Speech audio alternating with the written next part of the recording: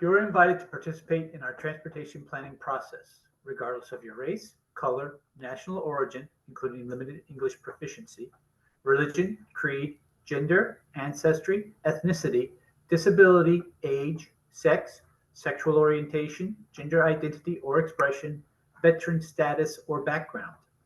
To read the full notice of your rights and protections, go to www.boston.org/MPO_NON_DISCRIMINATION. All participants will join the meeting with muted microphones. Please rename yourself to include your first name, last name, and affiliation. After roll call, board members may mute and unmute themselves. Always remain muted unless actively speaking. To participate in the discussion, please select the raise hand function.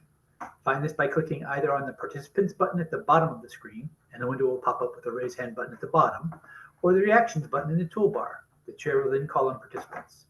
If you're on the phone, you can use *9 to raise your hand.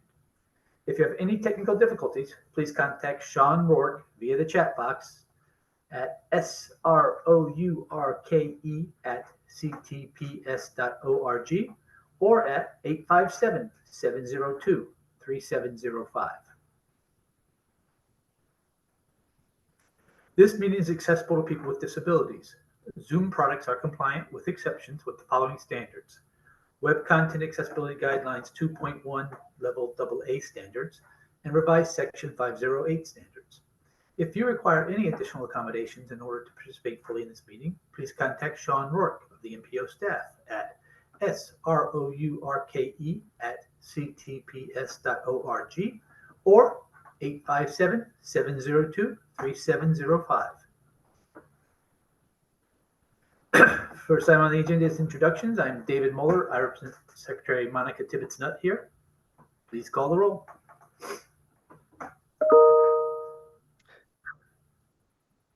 MassDOT seat 1. I do not see John Bouchard. Okay. MassDOT seat 2. And I also do not see John Romano at the moment.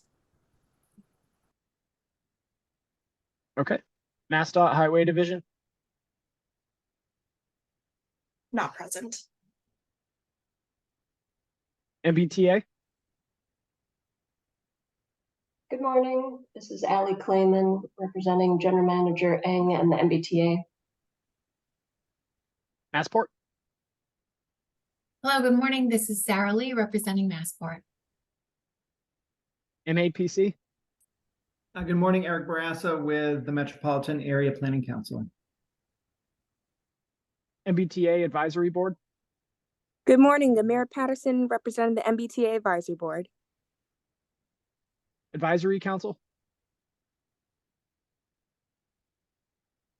Leonard Diggins, Advisory Council President.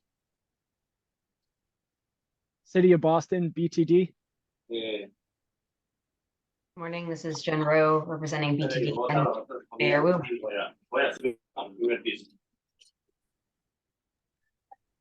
City of Boston BPDA. Hi, Jim Fitzgerald with BPDA representing Mayor Wu in the City of Boston. At large City of Everett. Good morning, Eric Molinari sitting in for Jay Monty representing City of Everett and Mayor Carla DeMaria. At large City of Newton. Good morning, Josh Ostroff, Newton Planning Department, sitting in for David Kosis representing Mayor Fuller. Good to see you all. At large Town of Arlington. Good morning, John Alessi representing Select Board Chair Eric Helmuth in the Town of Arlington. At large Town of Brookline. Good morning, Rob King representing Select Board Chair Bernard Green in the Town of Brookline. Intercore Committee, City of Somerville. Good morning. This is Brad Rawson representing the City of Somerville, Mayor Ballantyne, and the Intercore subregion. Minuteman Advisory Group on Interlocal Coordination, Town of Acton. I do not see Kristen Guichard for Acton. Okay. Metro West Regional Collaborative, City of Framingham. I do not see Dennis Giambetti at the moment. North Shore Task Force, City of Beverly. Good morning, Erin Schaefer representing Mayor Cahill, City of Beverly. Thank you. North Suburban Planning Council, Town of Burlington. I do not see Melissa Tintopolis. South Shore Coalition, Town of Hull. And I do not see any representatives from Hull. Southwest Advisory Planning Committee, Town of Medway. I do not see Peter Pelletier. Three Rivers Interlocal Council, Town of Norwood. Good morning, Tom O'Rourke from the town of Norwood, representing the Trick sub-region. Thank you. And our ex officio members, Federal Highway Administration. Good morning, Ken Miller, Federal Highway. Thank you. Federal Transit Administration. I do not see anyone from FTA. Okay. That calls the roll, Mr. Chair.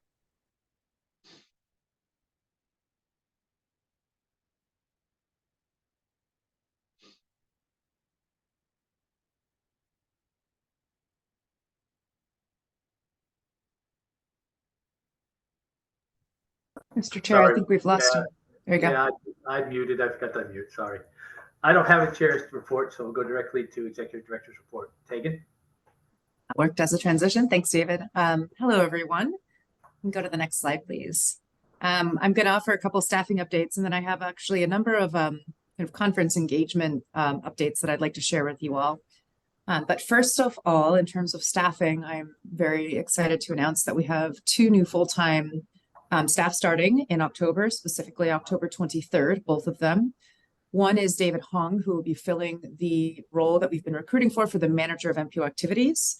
And the other is Abigail Cuttrams, which is, she's going to fill a new position for the agency, newly defined, which is a transportation policy analyst. So we're very excited to bring them on board, and we will hopefully introduce them to you in a November board meeting. And then we also have another, some of you may remember him, but someone who used to work with the agency is returning on a part-time basis as a senior model advisor. So we'll be bringing Paul Ream back on board. And if you knew him, I think, reach out and say hello. He's a wonderful re-addition back into our team. So with as you know, we're, recruiting for a number of full-time positions still. So please, as always, take a look at our website. We are getting closer to the kind of target number of staff as we go through these processes, but there are still a number of positions open. And just as a highlight, we have a new position that's been posted for a Vision Zero transportation planner, which will be a principal or senior level planner, someone with some level of experience to oversee the development of the Comprehensive Safety Action Plan, which is being supported by the Boston Region's $2.7 million Safe Streets and Roads for All grant. So that is a new position. Please take a look, share it with your networks if you're able to help support us in getting the word out. Next slide. So as I mentioned, there's actually a number of things going on. There are conference and other engagement updates that I wanted to share with you all today. So first, last week, I and 3 colleagues, 4 of us attended the AMPO annual conference in Cleveland. AMPO is the Association of Metropolitan Planning Organizations, and I always find this to be a really invaluable opportunity to get exposure and network with leadership of other MPOs across the country, but also our federal partners, both in division offices and in DC, and state representatives from across the country. I seem to have like a tongue twister this morning, I'm sorry.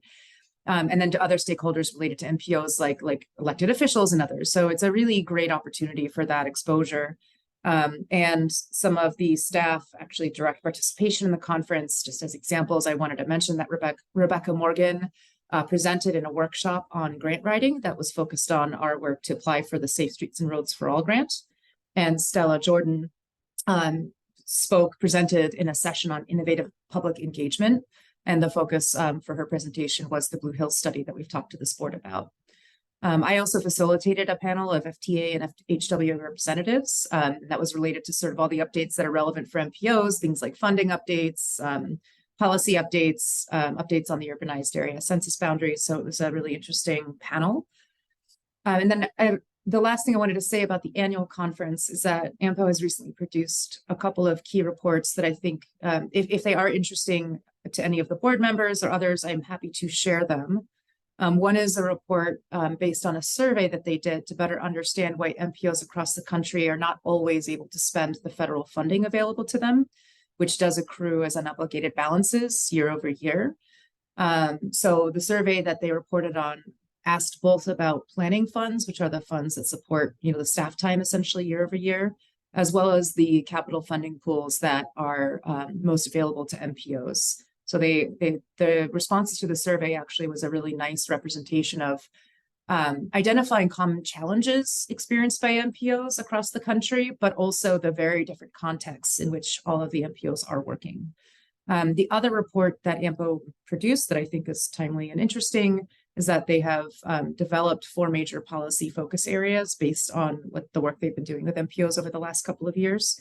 And so they have a nice summary of the kind of national policy focus areas for the MPOs. So that was my longer one. I also wanted to acknowledge, I think I saw many of you yesterday at MassDOT's Moving Together conference. Quite a few of the MPO staff also attended, so hopefully you got to see us there as well. And I just wanted to thank our MassDOT colleagues for hosting such an excellent conference and just really important networking opportunity for all of us. The next highlight I wanted to offer is that we held this week the quarterly meeting of the Intercore Committee Transportation Group alongside with MAPC staff. And at that meeting, some things that are probably familiar to the board, we talked about the MassDOT Vulnerable Road User Survey, and Bonnie Pollen from MassDOT and Rebecca Morgan kind of jointly talked about this initiative. And then we also gave some updates on the TIP and presented on the lab and municipal parking study that Sophie Fox recently presented to you all. And then also this week, we had a meeting of the Transit Working Group. So we reconvened that group after a hiatus. I think it's been a little while since the last meeting, but we've known we wanted to pick back up this this kind of regular convening of transit stakeholders in the region. So the focus of that meeting was a presentation by MassDOT staff from OTP, the Office of Transportation Planning, on a really excellent comprehensive transit mapping project, which is pulls together all of the different transit services in the state and is really helpful in identifying opportunities and sort of where there's great service and also where there's gaps between all of the different providers that are identified on the map. So that was really exciting. And I recommend you look into that if you're not aware of it already. In the future, we will be meeting now on an ongoing basis for the Transit Working Group. They'll be bi-monthly, and we'll have a range of topics as always, from TOD planning to coordination on services and so on. And then the last 2 items. First, sub-regional engagement. We as staff are now embarking on a round of visiting each of the sub-regional groups. Those are managed by MAPC engagement staff, but we attend in an occasional basis to really focus on sharing information about the MPO. In this round, we'll be talking about the TIP, and we'll also be discussing transportation priorities as we often do. So I wanted to encourage you all as board members who represent subregions or who are in subregions to please attend your subregional meetings over the next several weeks to participate in these conversations and sort of support staff in having these conversations and raising awareness in the subregions. If you have any questions for this, you can contact at the bottom there, Stella Jordan, sjordan@ctps.org. And then lastly, just highlighting that we're also going to be attending a number of in-person events this fall. And through that, we'll work to engage more directly with community members. So that's a lot, but I think September and October are often kind of heavy external facing months where we do a lot of outreach engagement. So we'll just switch to the next slide, which highlights today's agenda. We have one action item, which is a work scope that is a federal fiscal year 24 UPWP discrete study that you all approved. And it is the study to develop strategies for environmental outreach and engagement. It'll really supplement and build on our climate resiliency work, but really with a focus on building up the partnerships we need to do really good work in that area. And then you'll hear 3 presentations. One will be on another conversation on the Transit Transformation Program from Ethan LaPointe, and this one will focus on the project scoring criteria. There will be a presentation on the TIP pilot design project, excuse me, also from Ethan Lapointe. And then finally, there will be an elections update for the MPO about the nominees, and Eric Barassa, representing the vice chair, will be giving that update. Next slide. Thanks for bearing with me. Our next meetings will be on October 19th and November 2nd. I wanted to note that November 2nd will be the beginning of new members' terms based on the elections. And then I wanted to remind you all that we have the annual meeting coming up scheduled for November 30th at 10 a.m. We will be meeting in person with a hybrid opportunity, a virtual opportunity to participate if needed. We will be in the State Transportation Building, second floor boardroom, and we will begin with refreshments at 9:30. So you have an opportunity to talk and network before the meeting starts. And thank you again for bearing with me for a longer report, and I can turn it back to questions, Mr. Chair. Thank you, Tegan. I believe Brad Rawson has a question. Brad? Thank you, Chair. Quick comment, quick question for Director Tyke. Appreciate the report, Tegan. I want to flag my appreciation for the hiring strategy that you described at the top. The idea of having a dedicated senior level staff person to oversee this organization's Vision Zero planning through the SS4A is just a good piece of management. Remember, folks, it takes staff to turn money into projects. The idea of getting a windfall of competitive grant funding, but then asking our existing staff to absorb that means that we deprioritize other important priorities. So I really appreciate that hiring strategy, Tegan. And I think it builds on what we heard in the Intercore quarterly meeting from Bonnie at DOT and Rebecca at MPO. We're really pleased with the presentation on Mass DOT's new vulnerable road users database and strategy development, and realizing that it feeds into planning and implementation dollars through SS4A. And so this leads to my question, Tegan. Intercore benefited from this technical presentation. You described how you all will be making the rounds with other sub-regions this fall. I think that's critically important.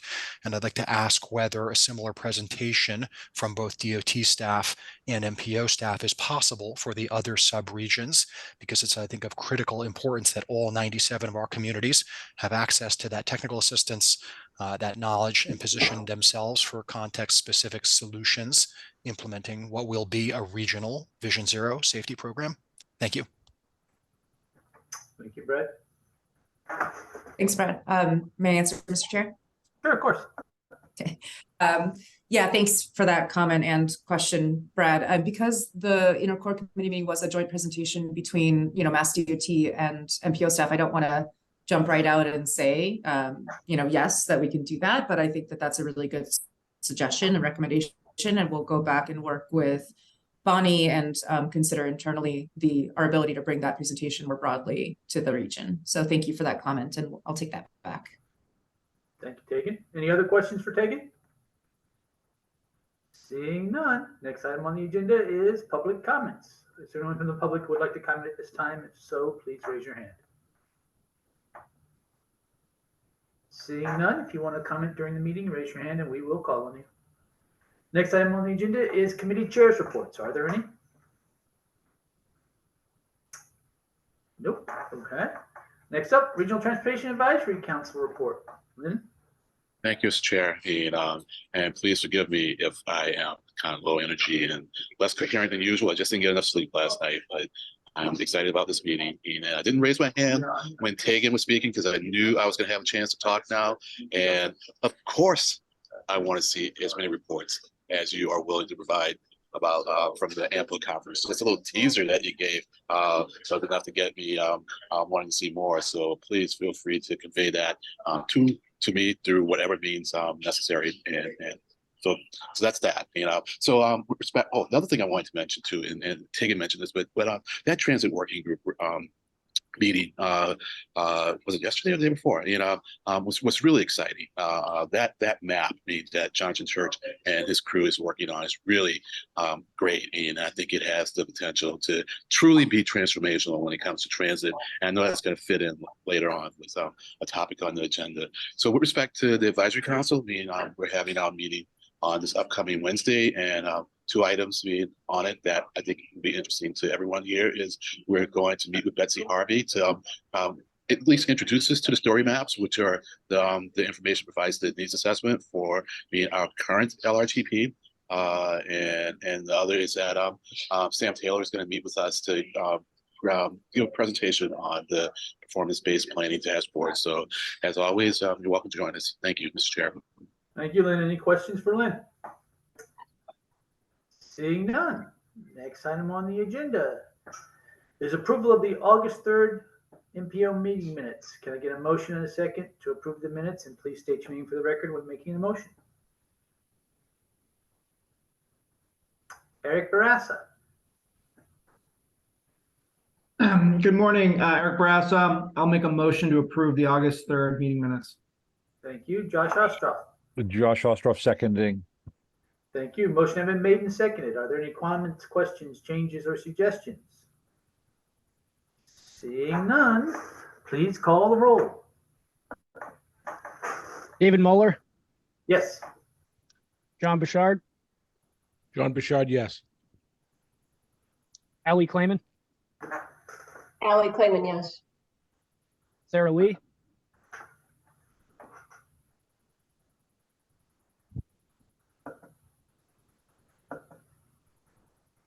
Sarah Lee, yes.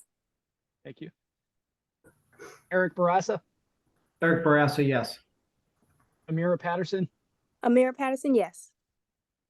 Leonard Diggins, Diggins, yes. Jen Rowe, Jen Rowe, yes. Jim Fitzgerald, Jim Fitzgerald, yes. Eric Molinari, Eric Molinari, yes. Josh Ostroff, Josh Ostroff, yes.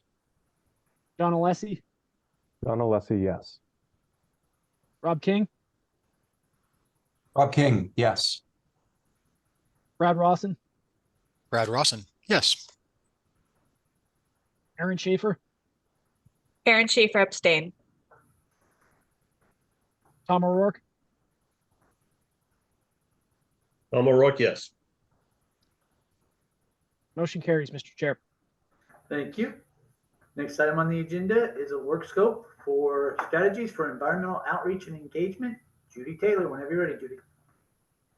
Thank you, Mr. Chair. Good morning, everyone. My name is Judy Taylor. I'm the Climate Resilience and Air Quality Program Manager with CTPS, and I am here to present the work scope for the FFY24 UPWP Discrete Study titled Strategies for Environmental Outreach and Engagement. The budget for this study is $25,000, and work is expected to be completed over the course of the next 12 months. So due to its regional focus, the Boston MPO and its staff are well positioned to connect stakeholders around shared interests and facilitate collaboration on the environmental aspects of transportation and planning, including our key goal areas of climate resilience, equity, and clean air and healthy communities. There's a need to both build and improve working relationships between the MPO and regional environmental stakeholders in order to enhance the representation of local environmental needs and voices in the MPO's planning space. This study seeks to establish new connections and improve existing connections with environmental organizations in the Boston region, understand how other MPOs and transportation agencies of similar geography and scale approach environmental engagement, and determine the most effective engagement strategies for the MPO to pursue in order to better understand and meaningfully contribute to environmental and climate action in the region.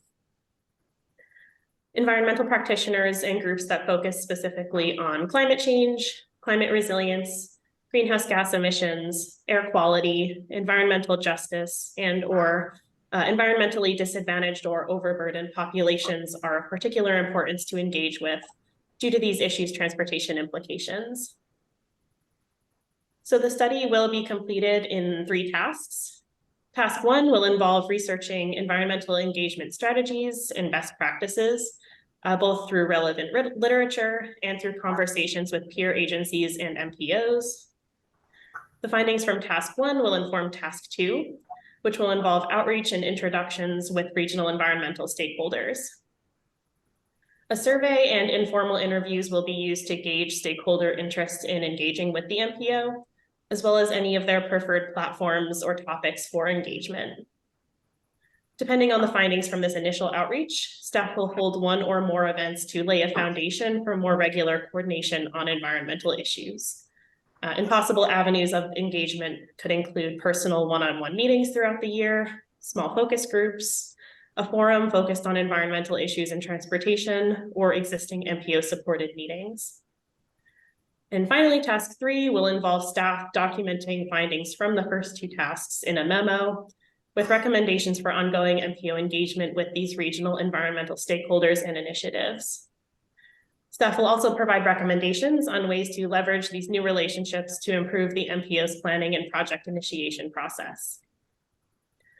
So just to conclude, the findings from this study will build a foundation for improved connections between the MPO and regional environmental stakeholders in order to bring a greater variety of voices to the table and better incorporate local environmental needs and concerns into our planning process. So thank you all for your time, and I'll turn it back over to the chair, and happy to answer any questions you may have. Thank you, Judy. Questions for Judy? Seeing none. Oh, wait, Jen Rowe. Hi, thank you, Chair. I just wanted to commend staff for furthering an approach to engagement that really prioritizes reaching out to stakeholders and building relationships before there are major issues at play and connecting around shared interests. I remember receiving an invitation from 350 Massachusetts soon after I was hired as a member of MPO staff, and Liz Moore and I attended, and they were very, very grateful to kind of get a personal walkthrough of what the MPO was and how we were connected to other entities working on transportation issues. So I've always seen the MPO as really well positioned as a convener of different entities that share an interest in improving regional transportation, because we work at this nexus of municipal, regional, state, federal partners. Staff really have a unique window into how decisions are made and can really help others understand and navigate that system. So I'm really thrilled to see staff stepping into that role and would be delighted to help facilitate connections with Boston-based environmental groups when it comes to that. So thank you. Thank you, Jen. Any other questions or comments? Seeing none, can I get a motion and a second to approve this work scope as presented today? Eric Barassa. Eric Barassa, I'll make a motion to approve the work scope as presented today. Brad Lawson. Chair, I'll make a motion I'll second that motion, and thank you, Jen Rowe. Great comments. The motion has been made and seconded. Please call the roll. David Moeller, Yes.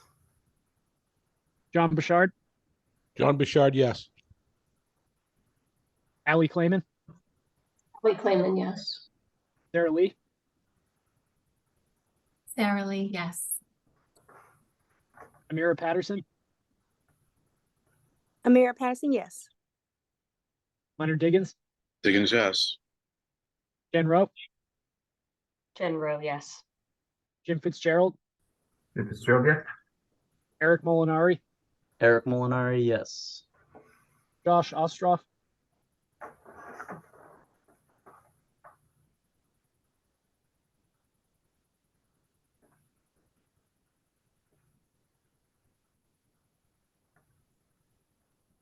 I'm sorry. I'm sorry. I thought I was unmuted. Josh Ostroff, yes. Thank you, Josh. John Alessi, John Alessi, yes. Rob King, Rob King, yes. Brad Rawson, Brad Rawson, yes. Kristen Guichard, Kristen Guichard, yes. Aaron Schaefer, Aaron Schaefer, yes. and Tom O'Rourke. Tom O'Rourke, yes. Motion carries, Mr. Chair. Thank you, Sam. Thank you, Judy. Next item is the Transit Transformation Program. Ethan Lapointe. Thank you, Mr. Chair, and good morning, everybody. My name is Ethan Lapointe, and I work as the Transportation Improvement Program Manager with the Boston Region MPO. The purpose of this presentation this morning, if we can go on to the next slide, and the one after, is to give a brief high-level overview on the scoring criteria, or the draft scoring criteria, I should say, for the Transit Transformation Program. I'll provide some updates as to not only the nature of the transit transformation scoring criteria, but given this is the first set of revised criteria for the TIP investment programs following the adoption of the Long Range Plan Destination 2050, some additional context as to why criteria is being rewritten more broadly. And of course, I'll also touch on some upcoming dates now that we're in the new federal fiscal year that are relevant to the development of the federal fiscal years 2025 to 29 TIP, and also have some discussions in Q&A based on, if we go to the next slide, the draft transit transformation scorecard and the criteria provided therein. This scorecard, a more, I would say, graphically pleasing version of the scorecard, is available on the MPO calendar right now versus what was circulated in email, I believe, a little over a week ago for board members to review. But to dig deeper into the criteria update and provide some context, if we go on to the next slide and the one after, I'd like to discuss briefly the overall structure of TIP scoring criteria.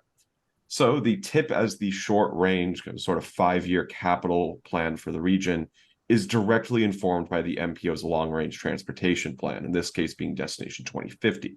Specifically, the visions, goals, and objectives of the LRTP are what define the criteria categories of the TIP. There are 6 criteria categories here, which I'll get to in more detail shortly, on a 100-point scale for scoring. So there are categories and then individual criteria areas for the rubric underneath. There are also, as an additive to that 100 points, separate bonus points for areas of special emphasis for certain projects that go above and beyond. The total maximum score that a project can earn is still 100, but this is also an opportunity for municipalities that do go the extra mile to catch up in case they can't earn points in a certain criteria for whatever reason. And of course, this criteria is a combination of both quantitative analysis and more local context-sensitive qualitative analysis as well. If we go on to the next slide, the intent of TIP scoring here is to contextualize a project relative to the MPO's goals and objectives and to establish some kind of baseline criteria upon which projects can be compared to one another to aid in the development of TIP programming scenarios at the end of a TIP development cycle. A low project score does not necessarily mean that the board should not fund a project at the end of a TIP development cycle, because this is only one approach to evaluating the merit of a project, and also at times the TIP scoring criteria may change over time to better reflect the needs of the region as time progresses.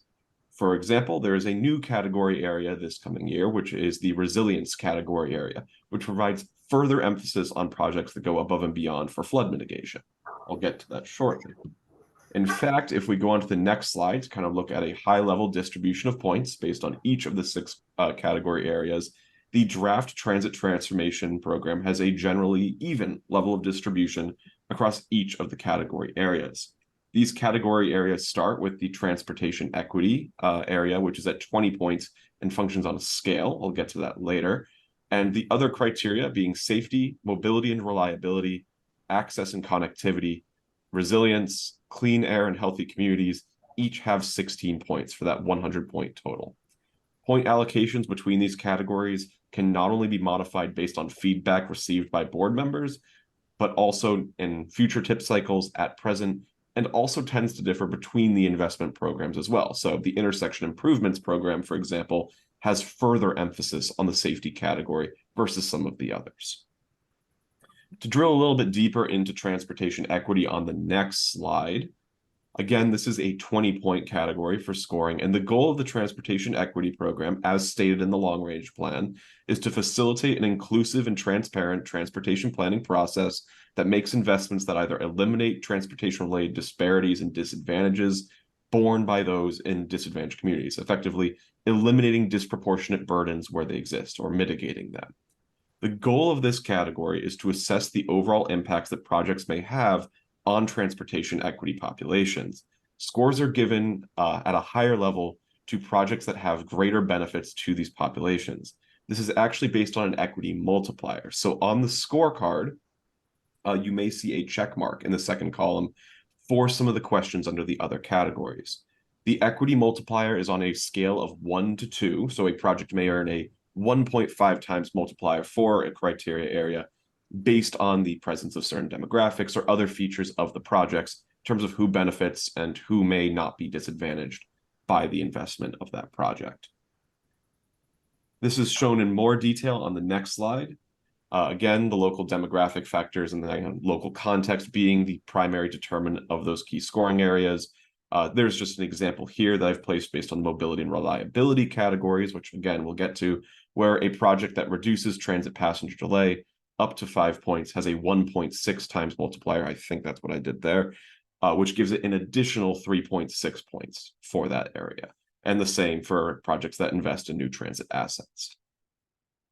If we go on to the next few categories, these each have 16 points. We'll start with safety, which is a focus on achieving zero transportation-related fatalities and the elimination of serious injuries for all users of the transportation system. For the transit transformation program specifically, we are looking, and again, I should also preface this is not all of the criteria, but this is a high-level overview of the category. We are looking at projects that address documented operational safety issues, as well as projects that may mitigate the potential for the emergence of safety issues. I would also mention as well that we kind of separate out the criteria to emphasize projects that not only improve the safety of users of the transit system, like the general public, but also staff and personnel of the transit operator and improve their safety. This also supports projects that eliminate conflicts through dedicated rights-of-way, physical separation, etc., between transit vehicles and not only other automobiles, for example, but also vulnerable users that may be nearby, and also improving responsiveness by first responders during the event of an emergency, for example. If we go on to the next slide for mobility and reliability, the kind of high-level overview of this is that this program supports the easy and reliable movement of people and freight. As I indicated earlier, this is where the reductions in transit passenger delay, investments in new transit assets, or service expansion can be found.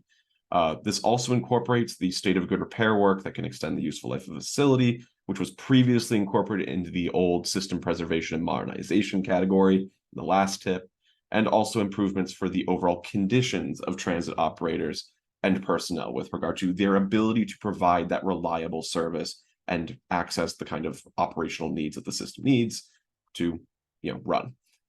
If we go on to the next slide for access and connectivity, this one refers to the service of sites of either existing or future developments for residential, commercial, or mixed use, in addition to Section 3A developments. There's also investments that expand bicycle and pedestrian accessibility to and from transit facilities and routes for those intermodal connections, and improvements to overall accessibility for those covered under the Americans with Disabilities Act for, again, transit facilities, routes, and also to some extent vehicles. The provision here being that transportation options should be accessible for all, and that those options should have connectivity between key destinations to support what used to be the economic vitality category area. And this overall ensures a high quality of life. If we go on to the next slide, this is the first of kind of two more climate-oriented categories. This is the resilience scoring category. Projects here support transportation that is sustainable and supports a overall resilient environment to enable people and the transit system to respond and adapt to the changing conditions present by climate change. These projects, or I should say the category areas under the resiliency zone, address things like risk of flooding, including ability to pump water from a station, for example, reductions in extreme heat effects and urban heat island impacts, anything that may implement a finding like a municipal planning process identified, for example, something in a municipal vulnerability preparedness program, any demonstrations of regional coordination or partnerships on resilience improvements, things like multiple towns coordinating with local stakeholders, activist groups, or other peer agencies at the state level. There are also penalties in here that are fairly sizable for projects that do not address any extreme heat effects or flooding in the project area if the project proponent has the jurisdiction to take that action.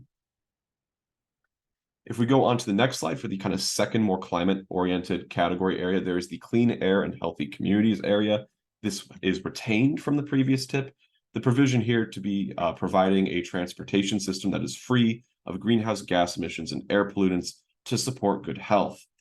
At the high level, this supports a reduction in single occupancy vehicle trips, as is emphasized by this criteria, and anything that also reduces greenhouse gas emissions overall.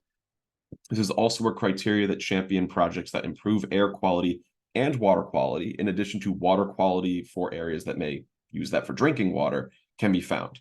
There's also additional points here for meaningful community engagement and novel community engagement strategies.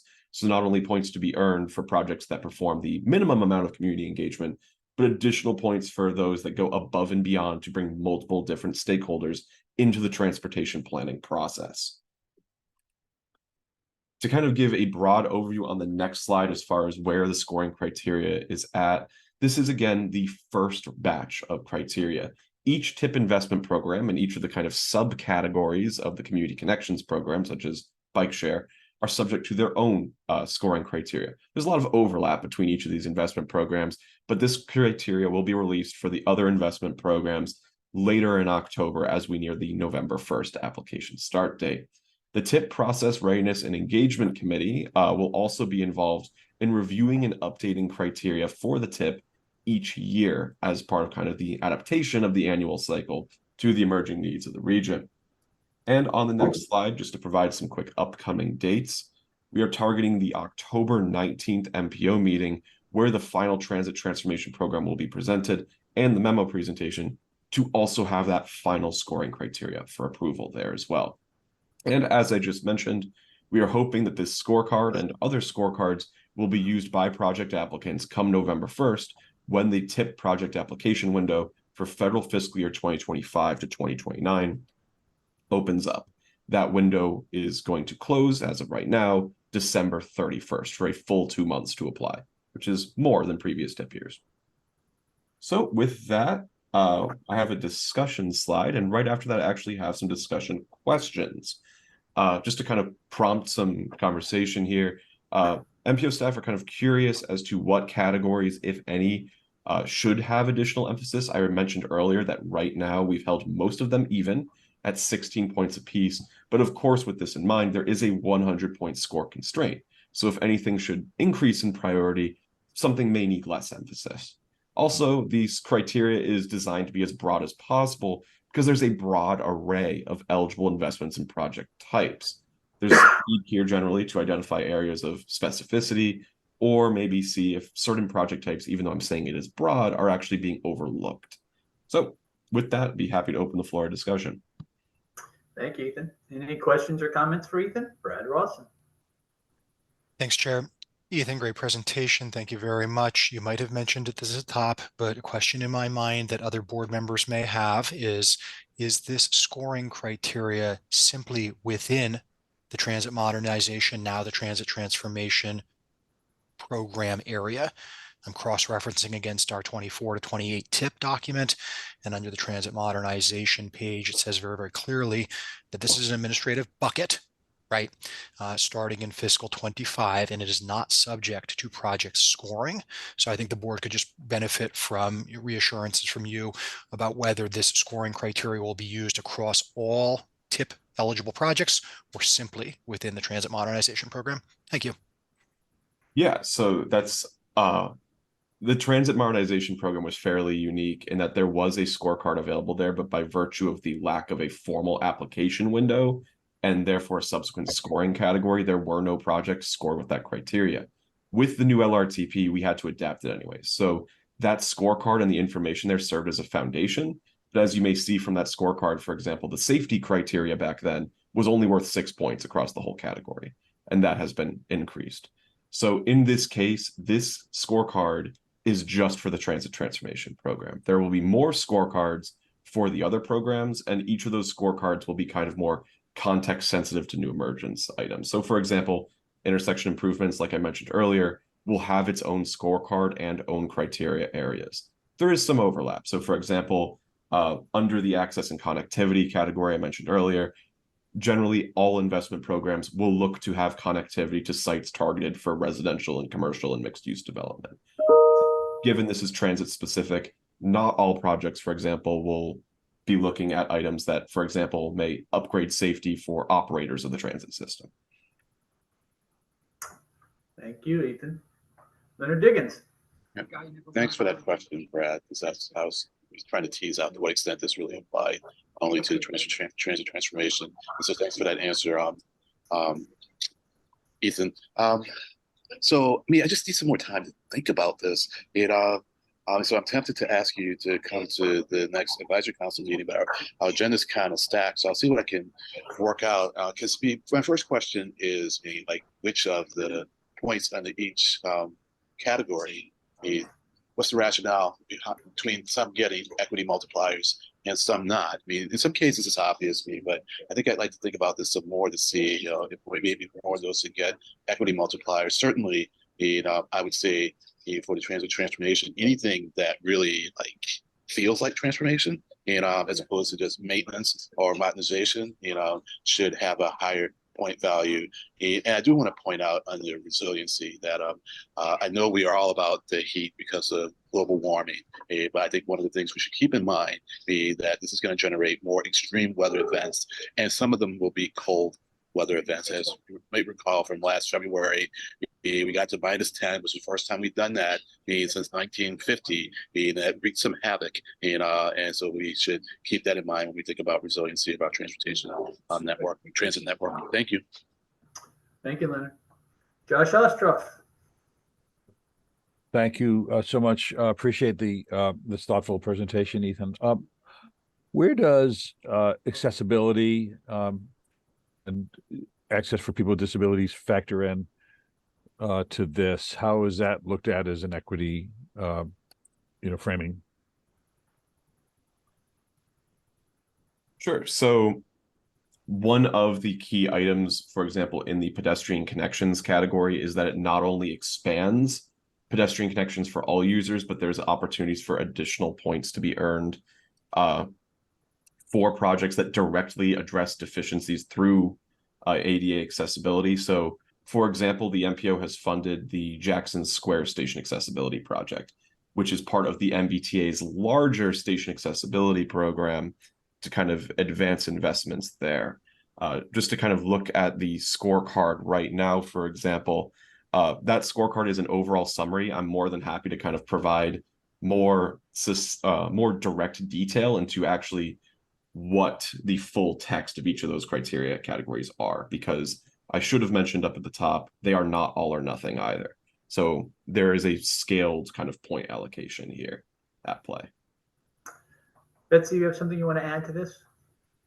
Yes, thank you, Mr. Chair. I just wanted to add to Ethan's comment that also in the transportation equity multiplier, we take into consideration 6 different equity populations and what percentage of the populations that live within the project area. And people with disabilities are considered also in that process. So a project that gets a higher equity multiplier will have higher equity populations, including people with disabilities. And so that also kind of means that we look at it in the context of several different, benefits. And so that we're able to say that like this particular benefit is going to benefit, this particular impact from the project will likely benefit these population groups because we know who lives in the project area. So hopefully that helps as well. Thank you, Betsy. John Alessi. I'm sorry. Yeah, I'm sorry. I appreciate it. I'll just briefly. So it's maybe not just necessarily live in the area, but make use of the asset that's proposed, I would assume. We focus on the census data because it's really hard to get data on like who's actually like traveling on roadways. We use census data, so it's based on who lives in the project area. So it's about a half mile. We look at a half mile around the project. The demographic. I think there could be projects. Okay, that's fine. Who is anticipated to be the proponent of this? Is this something that would come through a typical TIP process, or will there be public engagement on this? Or would you be asking other than local government or state agencies to propose projects? So for the actual TIP application process, there are kind of 2 vectors right now. This program for its first year will be prioritizing projects from regional transit authorities like the Metro West Regional Transit Authority and Cape Ann Transportation Authorities.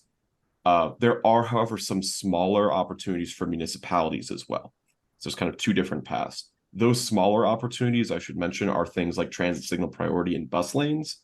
We are actively evaluating other opportunities for municipalities to get more involved and to identify opportunities for partnerships between municipalities, their RTAs, and the MBTA going forward for joint applications in later years of the program, just due to fiscal constraint in this first year. Thank you both so much. John Alessi. Thank you, Mr. Chair, and thank you, Ethan, for that presentation. So looking at one of your first discussion question here, the comment I had was not about a category area that should have additional emphasis, but one of the things I saw throughout some of the categories or criteria was intermodal connections and first last mile transit solutions. That's something I'd recommend putting more emphasis on throughout these three categories. I believe it's in safety, mobility, and reliability, and then access and connectivity. I think that's something that this board should be prioritizing, making sure that we're not only enhancing transit but also getting to and from transit as well.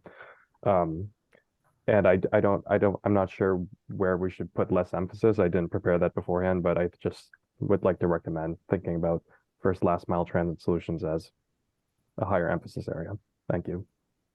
Thank you. Jim Fitzgerald. Thank you, Mr. Chair. So obviously a big fan of this program, but I'm just wondering about maybe the Jackson Square example answers kind of goes in that direction, but could this program be an add to other like projects that are funded either through the MPO or by municipalities to kind of add these, whether it's building better bus stops within a corridor? Would we consider this as an add to a project funded with other sources? I don't know if we've ever thought about that. So with regard to the bus stop example, actually, that is one of those items I kind of mentioned earlier that we are actively looking for more ways to get money to municipalities. It is not something based on our discussions with some of our partners that are transit operators that would be ready for this fall. But we are looking to kind of launch that in future years of the program if possible. So in other words, it could be a consideration, say a city's building, entire street corridor with limited funds. In theory, you could add resources from this program possibly to do kind of the bus stop work? Or I think it would depend on the project and any of the discussions with stakeholders as far as eligible uses of federal funds there, but we're definitely evaluating that as an option. Okay, great. Thank you. Ken Miller.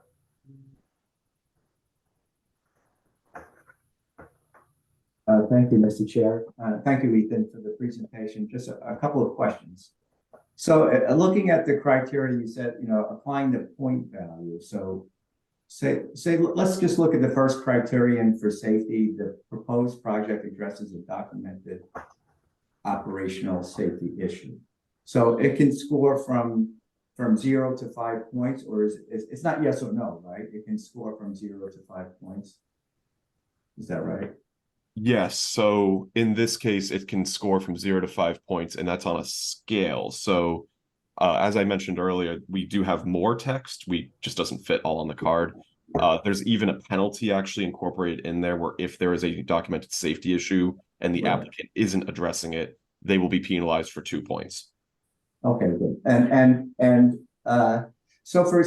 is the scoring, for example, on this particular criterion, for example, is it related to the severity of the problem, or how well the project addresses the problem, or some combination thereof? Yes, so it is a combination of both, and the scale of points earned for that category specifically reflect that. So for example, one tier of points the project would earn, say, 2 or 3 points if it performs preventative maintenance to eliminate the possibility of an issue emerging or a minor level issue. You earn full points, however, if it is a fully documented safety issue or multiple kind of systemic issues at that facility, in addition to overall preventative maintenance. So kind of a holistic approach to system preservation, if that makes sense. You generally get more points for the more work you do and the more difficult or severe that work is.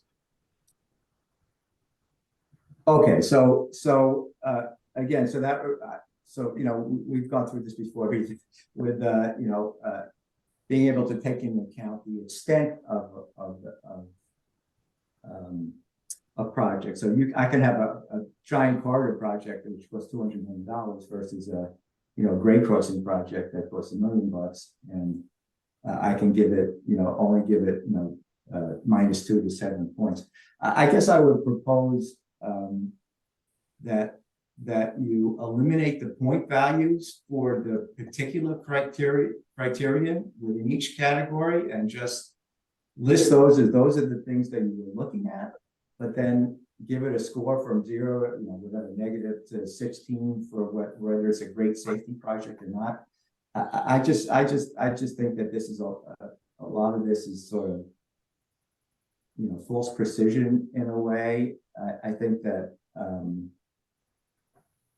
like a great safety project, a grade crossing project, or any particular project that does one thing really well will not score well because it just by definition is not that type of project. And so I think some judgment, staff should apply some judgment and not sort of limit themselves to 2 points for this or 3 points for that.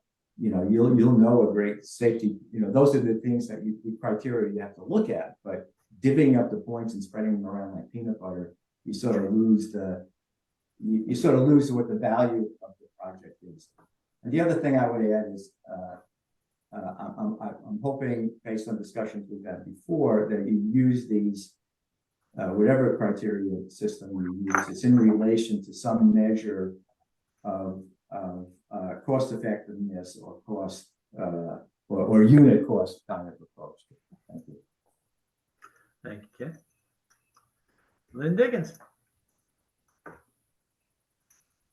Thank you, Mr. Chair. And so I understand where you're coming from, Ken.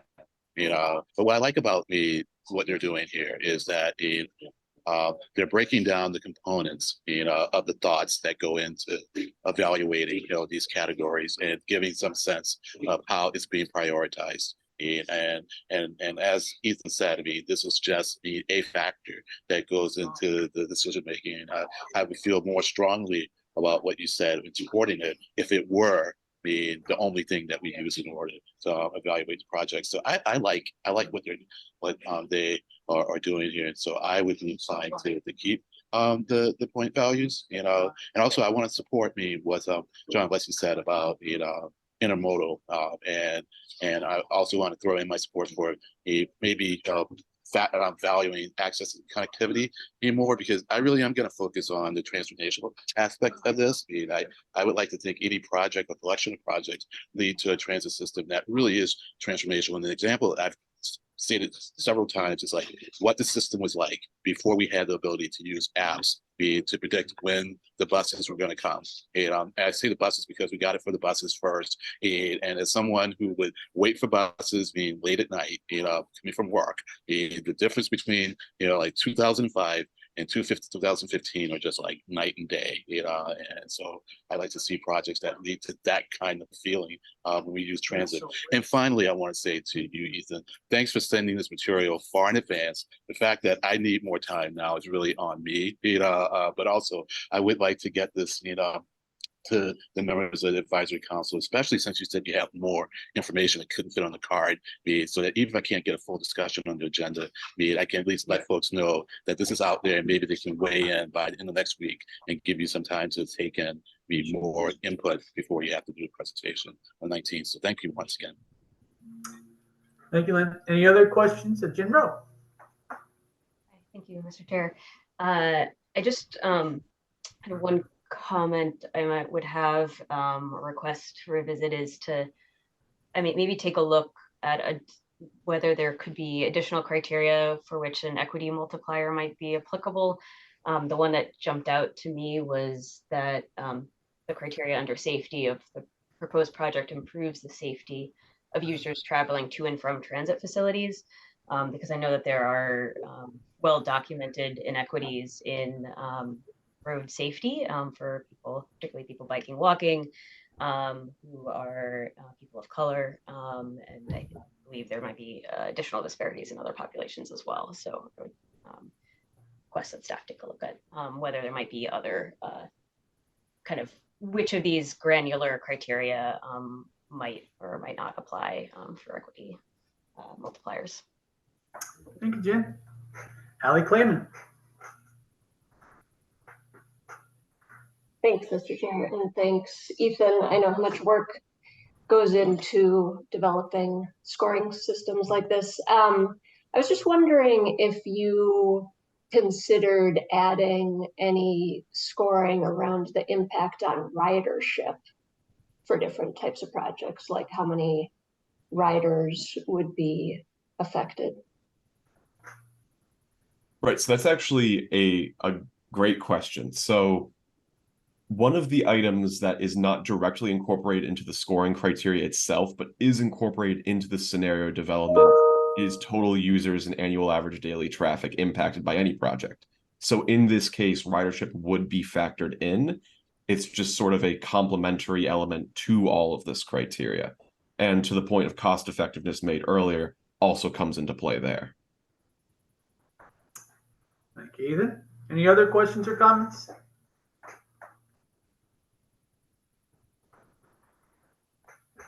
Ali, you have a follow-up? I do, actually. Okay. Thanks. One other thought I had, just with the resiliency,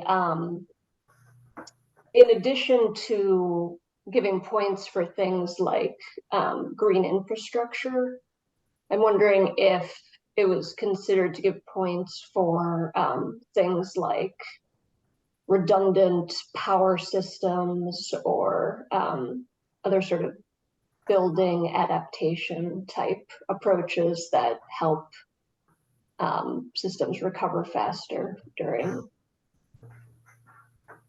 extreme weather events. Yeah, absolutely. This is one of the items that kind of also appeared in the safety category. So the ability of emergency responders to access a station through multiple points of entry, for example, redundant power systems like redundant pump systems, electrical systems, upgrade wiring. We're trying to make sure that there is a variety of different kinds of resilience investments that can be implemented here. I also do appreciate Len's previous comment on extreme cold, so maybe we can specify that instead of heat, we just say temperatures. Yeah, absolutely. Eric Barassa.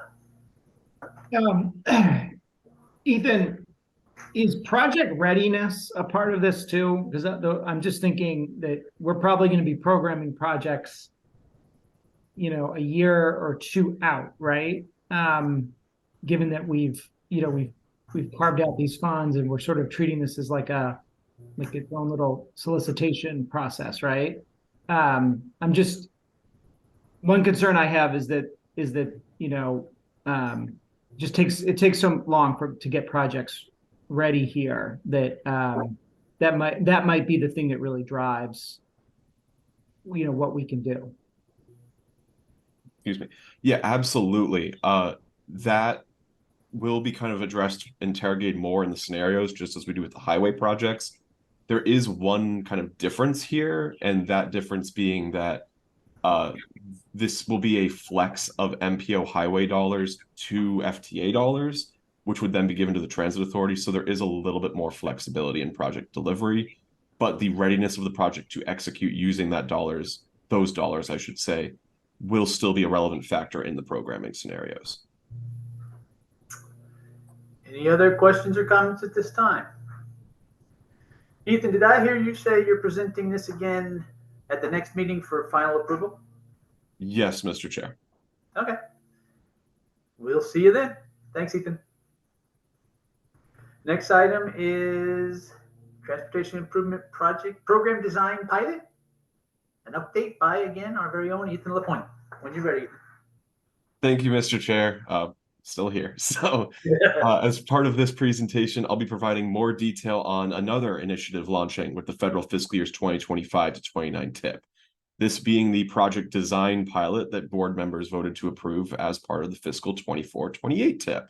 So as part of this presentation, I'll provide some additional background on how this pilot emerged and why it was voted upon, parameters for projects that are seeking funding through the program, and also evaluation methods as to which projects may be selected come scenario development time, give an idea as to where interest thus far has been indicated, because there are some potential projects that staff have already heard of, and also culminate in some discussion. So if we go on to the next slide, just to kind of start off with design pilot background, as part of the development of the federal fiscal years 2024 to 28 TIP, the MPO board voted to program $4 million in federal fiscal year 2025. This was largely in response to two trends. At the first, that was the result of sort of the TIP ad hoc project cost committee, which was a increase in the number of projects being programmed in the TIP that were not yet at 25% design, and the sort of cost, readiness, and risk issues that were emerging from there. This then led to the adoption of a 25% design requirement for projects to be funded on the TIP. While this was all happening, there was also an inverse relationship where projects were sort of seeing a decrease overall in total application volume. So effectively, there was an additional barrier for projects to get in. There were already fewer projects coming in. And there was also the Bipartisan Infrastructure Law, Inflation Reduction Act, and other funding opportunities that emerged that gave more funding availability to project proponents at a time of overall lower volumes. The idea here of this project design pilot being that if successful, it may lead to future rounds of support to make this more than a pilot in future TIP cycles. So to kind of get into the nitty-gritty on where the parameters are for this program on the next slide, there's a lot of text on screen here, so I'll try to be as succinct as possible. There are $4 million in the program, and this $4 million is inclusive of both $3.2 million of federal funding and an estimated $800,000 of local match. This, assuming that design is about 10 to 20% of a project's overall cost, this could result in the development of anywhere from $25 to $50 million in construction projects in the long run. As a result, staff are kind of looking to fund through the scenarios somewhere for around 4 diverse projects. And this is with the idea being that any project that successfully obtains project design funding may need to be funded for construction, or I shouldn't say may need to be, would need to be funded for construction at a later point. Part of the reason why we are also looking for diverse projects through this effort, diverse in this sense, meaning different kinds of investments, is to get a better idea of what challenges may not only emerge through this program, but to also kind of have some projects that are easier to execute to figure out what the administrative process is, and ones that are more difficult, for example, to get an idea of where the permitting issues may emerge that could provoke a delay. Bottom line being that as this is a partnership between MassDOT and the MPO, given the MPO is not an implementing agency, all projects at the time of application must be initiated with MassDOT through the Massachusetts Project Intake Tool, the graphic for which is shown on the top right, which is an online ArcGIS-based tool for submitting all relevant project information to the Highway Division and Highway Districts. One of the other interesting elements here of this program as well is that the project cost here, I mentioned it earlier, it was federal funding. It covers up to 80% of all design. So a very frequent question that MPO staff have received from municipalities is, does this only support us to 25% design? The answer being no, it does go all the way to 100%. It's just that it's an 80% cost coverage in that regard. So this is effectively taking projects all the way until they're ready to advertise, regardless of when their construction gets funded.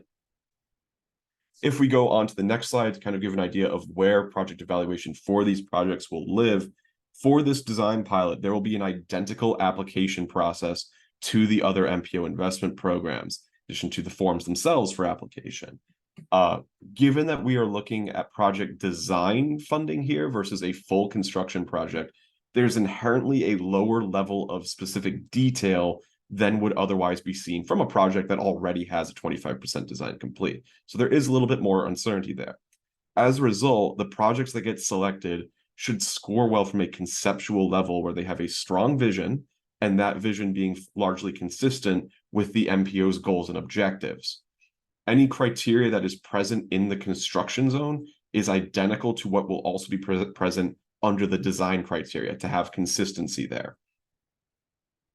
If we move on to the next slide, just to kind of get an idea on those projects I mentioned earlier, thus far we have been soliciting, and by we I mean MPO staff, have been soliciting projects through direct outreach to municipalities in one-on-one meetings, sometimes groups of municipalities, and also through MAPC sub-regional events. I'd also like to express some thanks right here to some of our partners, not only at MAPC, but also in MassDOT's highway districts, especially District 6, which have been strongly advocating for the project design pilot and highlighting that from municipalities. This outreach from our partners has directly led to some projects being brought to MPO staff to incorporate them into the TIP universe of projects and help them kind of get shepherded into map it.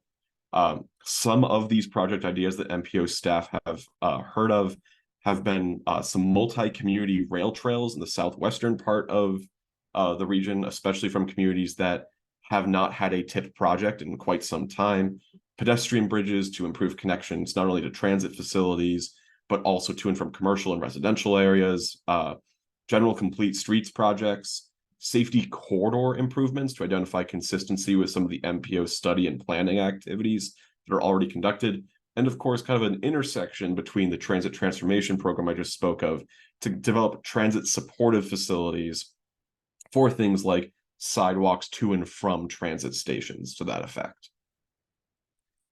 So as far on the next slide as it goes for the priorities of design funding, and to kind of, encourage some discussion here, because this is now the start of the TIP cycle for federal fiscal years 2025, we want to kind of have an early discussion long before we are even discussing scenarios as to what projects should be prioritized first. Some parameters to consider here being whether or not a project is consistent with goals, which is identified through the scoring process. If a municipality has not had many traditional TIP projects, which amounts to around 40% of all municipalities in the region. If a project is regional in the sense that there are multiple municipalities applying under one kind of unified effort, and bundled investments. The idea of a bundled investment being not only is this a complete streets project, but as they are paving the street and adding bicycle facilities, are they addressing all safety needs along the corridor? Are they integrating transit investments? Are there supportive land uses along that corridor? And is it also consistent, I should add, with larger state priorities, for example, with regard to housing construction? Moreover, are there specific types of projects within our investment programs, complete streets, intersection improvements, shared use paths versus rail trails, for example, that should be emphasized? And are there any gaps in the investment programs right now that could potentially be filled by supporting more design activities there? And then, of course, the kind of elephant in the room of this being balancing risk through the lens of a pilot. As I have spoke with many municipalities about in my one-on-one engagements thus far, in order for a pilot to work, it needs a strong bench of applicants, for one, to prove the interest in the program, but also, given that the MPO is not an implementing agency, and this is a partnership between multiple different stakeholders, the progress of these projects must be smooth in order to ensure that this can be a sustainable effort in the long run. So with that, I'd be happy to kind of open the floor to discussion on this project design pilot. Thank you, Ethan. Eric Barres, I see you have your hand up already. Yeah, thank you, Mr. Chair. I have a couple of questions, Ethan. My first one is just process-wise. Do you know when we program a project on the TIP for design, do we then have to program the construction funds in a certain year also? My understanding from what I have read thus far from some of the guidance that MassDOT has provided is that in the project description, an estimated time of when the project may be built can be provided, but there's no need to program those funds up front. And I think Derek Cravat can give some specificity. Derek?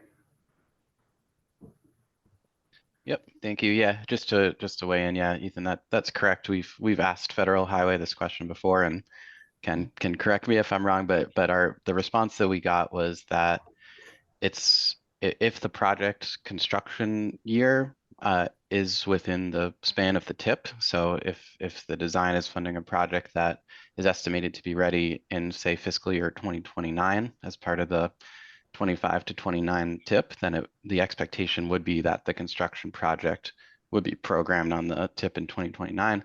But if the estimated construction is 2030, we've gotten the response that it's not actually required. So it depends on the timing of the project, but there's there's no hard and fast requirement that it's programmed, although it is encouraged that we at least identify the year, like Ethan said.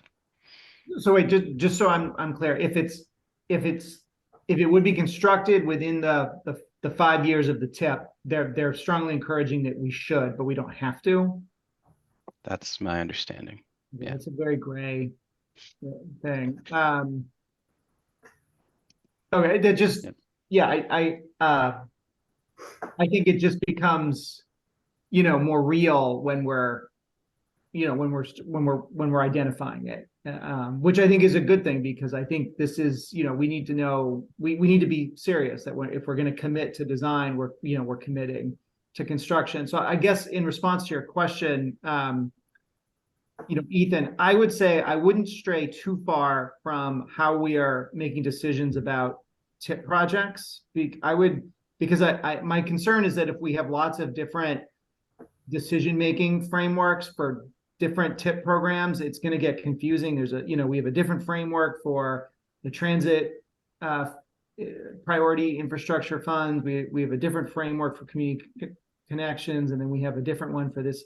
So I would try to have some consistency with the goals of our TIP scoring, because these projects are going, these design projects are going to turn into real projects, and we may even have to actually program the funds at the same time, based on whatever the estimate is.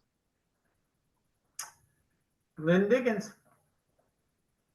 Yeah, I mean, I agree with that, Eric. I mean, going to playfully say, I mean, my response to that first bullet point and sub bullet points were yes, yes, yes, and yes. But I agree. I mean, consistent with our goals is important. And certainly regional projects and bundled investments, I think, are good. Also, my big incentive early on for doing this was to help municipalities that do have problems doing design. But I want to be careful that we just don't create a moral hazard situation where everyone starts offloading their design costs into us. And somewhat contradictorily, I'll say I'd be fine with that if we're going to take on design costs for all the projects. But if we're not going to do that, and we're going to be picking based on who we think needs design, that we do need to be careful that we don't provide an incentive for people to not try to at least pay for design. So with that in mind, certainly consistency is first, followed by regional projects and bundled investments. That's it. Thank you. John Bouchard. Thank you, Mr. Chair. I wanted to weigh in on Eric's question and Derek's response, which is my thought accurate, that when a project is initiated through MAPIT or through MassDOT, and then goes to our project review committee for approval, when the project is approved by PRC, project review committee, we send back a letter from MassDOT initiating, saying the project's been approved. It's not a commitment of funding, but we want, you need to achieve 25% design within 2 years of the approval of the project. So that's just because there's a time for soliciting, qualifications-based selections for designers, initiating the project with the community, and developing that 25% design. And I wouldn't recommend programming for construction until we have some maturity in the design anyway. We want to make sure that the community's on board, that the design parameters are in place, that my team, that can be a little picky at times, is also on board and making sure we're following all of our new criteria and standards, et cetera. And then when, as you also mentioned, Eric, readiness. We look at when a project can be delivered, because there's permitting, there's right-of-way acquisitions, even temporary easements that might need to be acquired. So I wouldn't recommend programming for construction at that stage, but doing so when the project has reached a level of design and there's clarity in the permitting and right-of-way and readiness component of the project.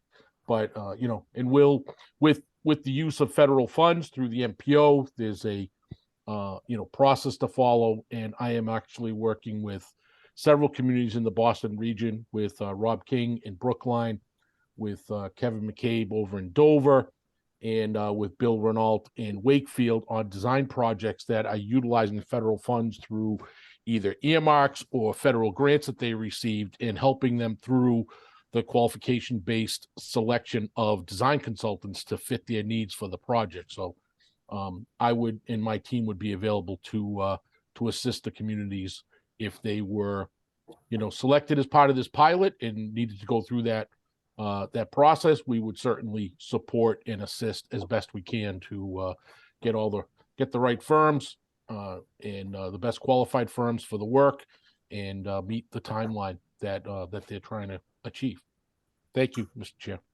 Thank you, John. Ken Miller. Thank you, Mr. Chair. I just want to say it's great that you're moving forward with this. This was based on one of the recommendations in our certification review.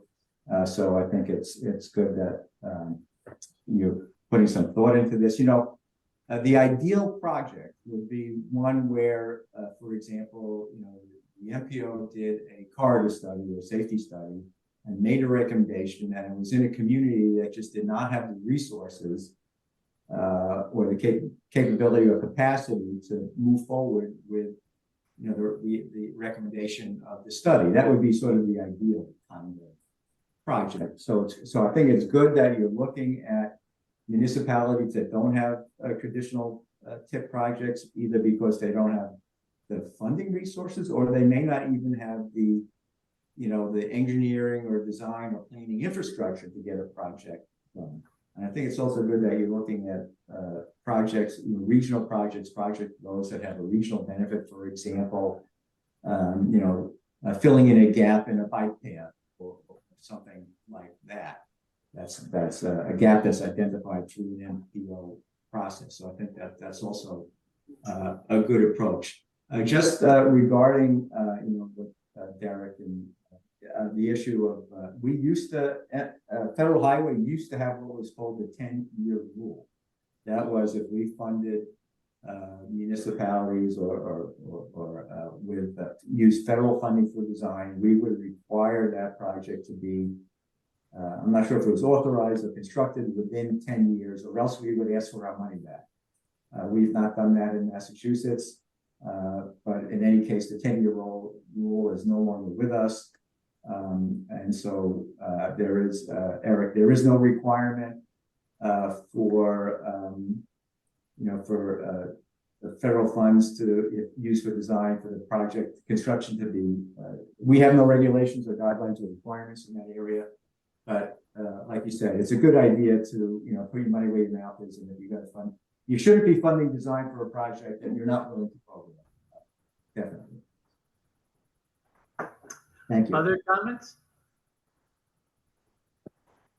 Ally Klayman. Thanks, Mr. Chairman. Ethan, I think one of the things we see sometimes with TIP projects is that they are delayed, like they can be programmed for construction and at 75% design, and then sort of delayed, and it causes them sometimes to be pushed out in the TIP. And I'm wondering if if that type of delay ever has to do with a municipality having a challenge getting the rest of the design funding. I don't know of any specific cases there, as I'm not a project manager. John Bouchard, do you know of a specific answer? Yes, to answer Ally's question, there have been incidents where a community does not have sufficient funding, it needs to go to town meeting for approval of funding and or for the acquisition of right-of-way, which can delay project readiness as part of that. And so those are some of the items that we look at, Ally, at our readiness days in February. We look at what every project that's in the current year and the next 3 years of the STIP, and then the developmental STIP as well. And we different sections within MassDOT, from the regional office in the district to our right-of-way, environmental, and program management or project management offices, will weigh in on the ability to deliver those projects and what some of the constraints will be. And some of the items that we do identify is we may identify that a community and the design consultant are not under contract for the for the full contract to develop the project. And then we initiate an outreach to that community or through the MPO, such that we can provide assistance, guidance, is there a challenge? Is there something that we can help with? Has the scope changed and this cost gone up? Me and my team, I try to provide as much outreach and connectivity with the communities and the MPOs, through David's team and the planning office, such that if there's a constraint, if there's something holding them back, I want to help mitigate, troubleshoot it, and find a way to move it forward. But there have been multiple instances where projects have been delayed because the funds were not in place, or they may have been delayed by, again, town meeting to late spring or fall, at that time. And we make a lot of decisions based on, geez, it could be ready, but the risk of federal funding, losing federal funds if a project does not. So we may, recommend something get moved off because there is a risk that the funds can be in place by the community and get the project done. Unfortunately, we weigh the best we can. What's our best recommendation? And sometimes we may push something off for the risk associated with actually getting all the work done by the time frame, because we obviously don't want anything to lapse. Thank you, Mr. Chair. Yep. Ethan, I have a question before I go back to Ken. Balancing risk through the lens of a pilot. Is that, John's response made me think about this. Is that risk of project delivery? Like, there have been in recent times issues where the MPO has funded a project for construction, and then the town has gone to town meeting on more than one occasion and not been able to acquire the right of way, and so therefore a project has died.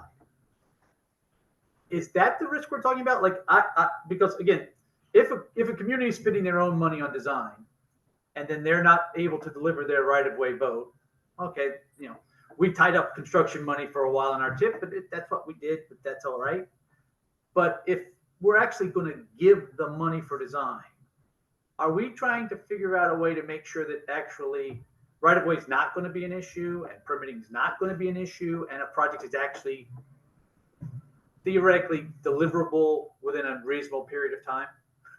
Is that what the last bullet means? Yeah, absolutely. One of the items, of course, that's kind of when this was first being discussed, really back in February of this year, one of the items that came up was just to kind of give some context. And this will be expanded on, I think, in the scenarios.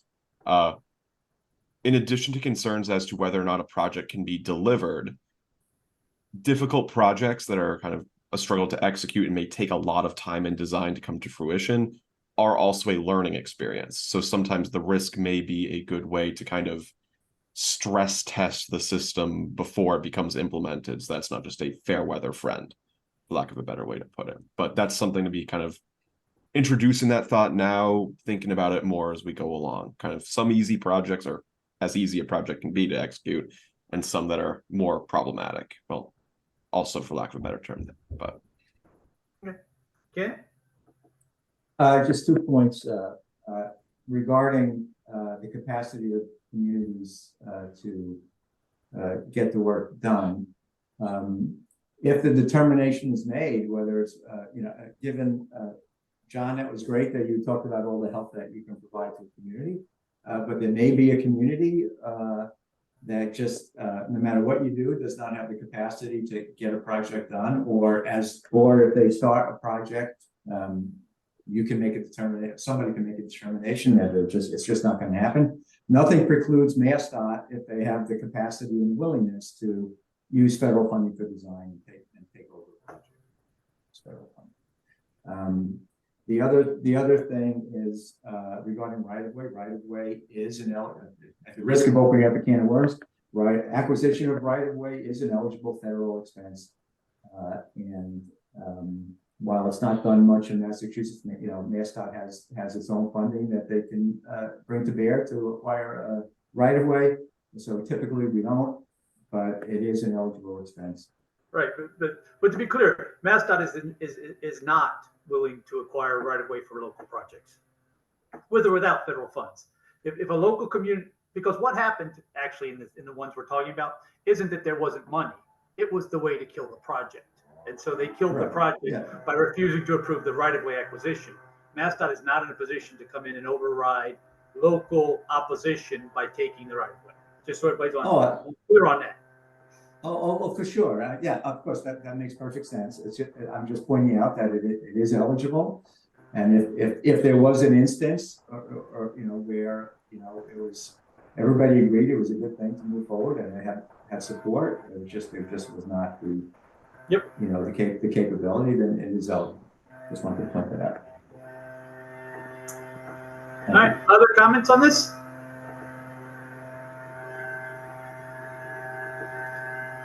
Seeing none, Ethan, thanks a lot. Keep us posted as we progress. Next item on the agenda is the MPO elections update. Eric Barassa. Thank you, Mr. Chair. Yes, so as folks remember, we have 4 of the municipal seats up for election this year on the MPO board. They are the Southwest Area Planning Committee seat, the North Shore, actually the North Shore Task Force seat, the at-large city seat, and the at-large town seat. And we have received nominations. We received 1 nomination from the city of Everett for the at-large city seat, 1 nomination from the town of Brookline for the at-large town seat, and 1 nomination. David, is that you? It's very loud in the background, so thank you. 1 nomination from the city of Beverly for the North Shore Task Force seat. All of those seats are running unopposed, and we received those nominations before the deadline. We did receive a nomination from the town of Rentham for the swap seat. That came after the deadline. I received that yesterday. I have not heard any interest from any other municipality in swap. I know it took them some time to kind of get internal approvals in Rentham to run for the seat. Medway stepped down, as folks might remember, and Rentham had agreed, interest in running for the seat. It took them a little while to get some internal approvals, and then they reached out to surrounding towns, and the chairs of the select board in those towns wanted to kind of get a vote of the full select board, which they don't technically need to do, but sometimes they feel they're required to do it. So it took a little bit of time. We received them yesterday, and I would like to ask the MPO board if we can accept them, even though they were past the deadline. And so I guess at some point, Mr. Chair, I'd love to see if we could have a motion on that, but happy to discuss that. I'm not aware of any other municipalities in the swap subregion that are interested in that seat, just Rentham. Questions for Eric? Seeing none, does somebody want to make a motion that MAPC can accept Rentham's application as if it was filed in a timely manner?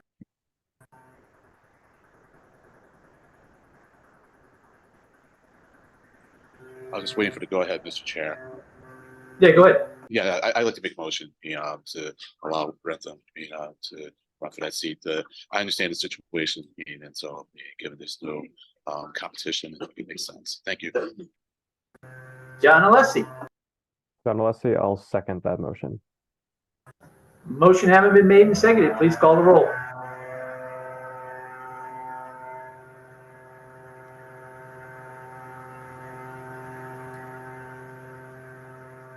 One second, everybody.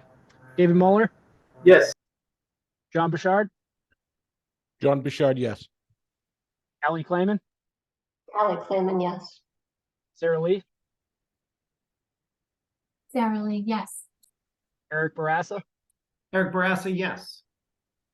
Amira Patterson, Amira Patterson, yes. Leonard Diggins, Diggins, yes. Jen Rowe, Rowe, yes. Jim Fitzgerald, Jim Fitzgerald, yes. Eric Molinari, Eric Molinari, yes. Josh Ostroff, Josh Ostroff, yes. John Alessi, John Alessi, yes. Rob King, Rob King, yes. Brad Rawson, Brad Rawson, yes. Kristen Gishard, Kristen Gishard, yes. Aaron Schaefer, Aaron Schaefer, yes. Tom O'Rourke. Tom O'Rourke, yes. Motion carries, Mr. Chair. Thank you. Thank you, Eric. Great. Next item on the agenda is member items. Are there any? Actually, Mr. Chair, I just wanted to wrap up. Sorry, go ahead. So, while these municipalities are running unopposed for these seats, we're still going to put together a ballot. It's an electronic ballot. Just the subregions vote for their seats. All the municipalities vote for the at-large ones. We'll be getting that ballot out next week. Voting will be open for about 2 weeks, and then we will formally announce the results at MAPC's fall council meeting, which is now the last Wednesday of the month. It will be a virtual fall council meeting. But I just want to say thank you to everyone, and exciting that we should be having a new municipality on the MPO board. Thank you, Eric. Member items, are there any? Brad Rawson. Thanks, Chair. Just to build on Eric's point, I want to thank the communities who are able to continue serving, who are seeking to continue serving, and welcome new communities who are interested in serving. We all spend a lot of time and a lot of intellectual and emotional energy serving in these capacities. It's no joke. And I just want to recognize those who are able to allocate the resources, extend gratitude as a fellow board member, and call on all of us to continue to build support among all of our sub-regions. This organization doesn't work when we don't get engagement, and I'm so pleased to see continued engagement from these 4 nominees. Thank you, Brad. Any other member items at this time? Seeing none, can I get a motion and a second to adjourn and state your name for the record when making the motion? Eric Barassa. Mr. Chair, Eric Barassa, I will make a motion to adjourn. Thank you, everyone. Jin Rowe. Jen Rowe, I will second that motion. That motion has been made and seconded. Without objection, we are adjourned. See everybody in 2 weeks. Bye, guys.